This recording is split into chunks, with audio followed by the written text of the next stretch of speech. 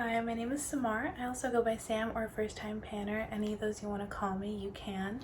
This will be a quick update for my Pan That palette because I don't really have much to talk about.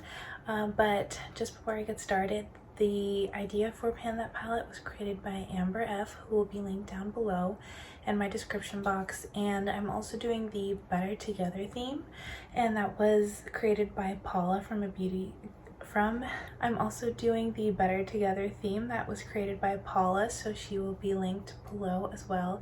And that's just where you try to pan two palettes together that work better together rather than separately. So in case you haven't seen yet, I'm panning the Sigma Ambiance, which is my original palette, and then also to pair with it my Sephora Blues Beauty palette, because this is mostly warm tone and this is cool toned. So as usual, actually, no, I'm gonna start with my Sephora palette. So, like I said earlier, this isn't a super exciting update. So I'll start by talking about my Sephora Playlist Blues Beauty palette. And here's what it's looking like now. So of course, still I don't have any pans. I wasn't expecting to this month. However, I think with considering the dips that I have, I'm going to try to hit pan on one of these shades. I'm gonna try to hit pan on this shade right here. And if you can see, which you might not be able to, I have a considerable dip.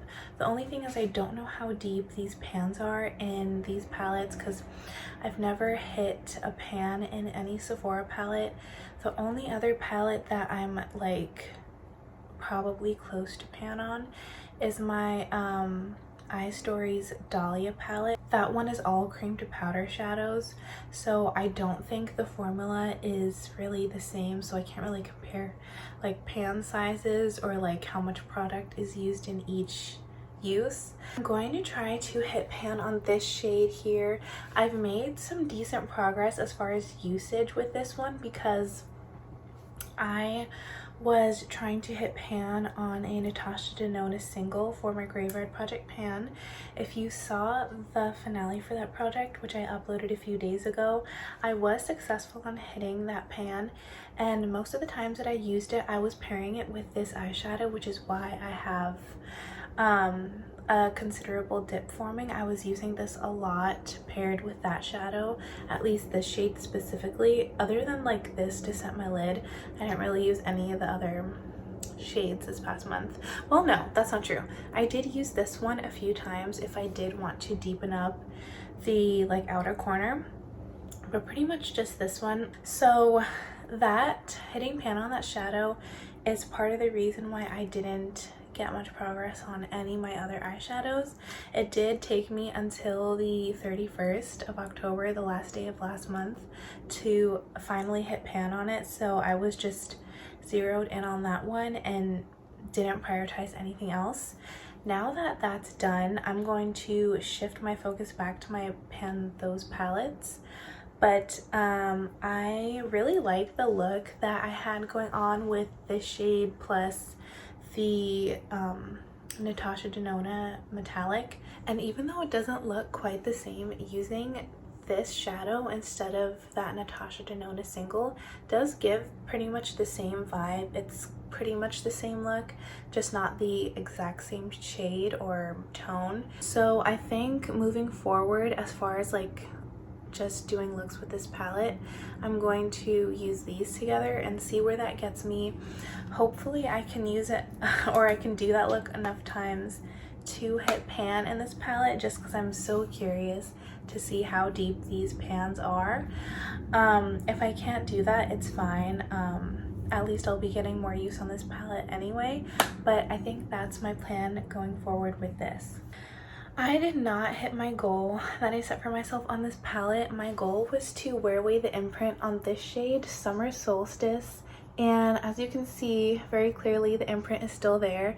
I'm actually wearing it today. I wore this eyeshadow look specifically today because I thought I might film this video, and also I have been trying to wear away the imprint on this, but this one, unlike most of the other mattes in this palette, it's more sheer, definitely, which is why you can't see the red too much, but it's also super tightly pressed. So I've already used this twice and it pretty much looks like I haven't used it at all. So I don't know how long it's going to take me to wear away the imprint on this shade, but for next month, sorry,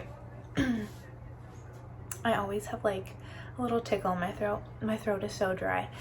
Moving forward, my goal for this next month is going to be to hit the 2 goals that I set for myself in the past few months that I didn't hit, which is to wear away the imprint on this shade Summer Solstice again, and then to wear away the imprint on this shade Burnish, because you can't tell too much, but there is still the imprint in this one. So I don't think I'll be pairing them together, but I do want to wear away the imprints just so, at least because I know I'm not going to hit pan on pretty much any other shadow by the end of the year, at least I can do that. I did use some of the other shades in this palette this past month, so of course I use this lid setting shade every time I do my eyeshadow with this palette. I also did use this dark brown, but still no pan on that. But other than that, I don't think I used this palette at all. So that's pretty much the entire update. Those are my goals moving forward. So hopefully next month I'll have worn away the imprint on those 2 eyeshadows, and then I'll have increased the dip significantly in those other 2 eyeshadows in my Blues Beauty palette.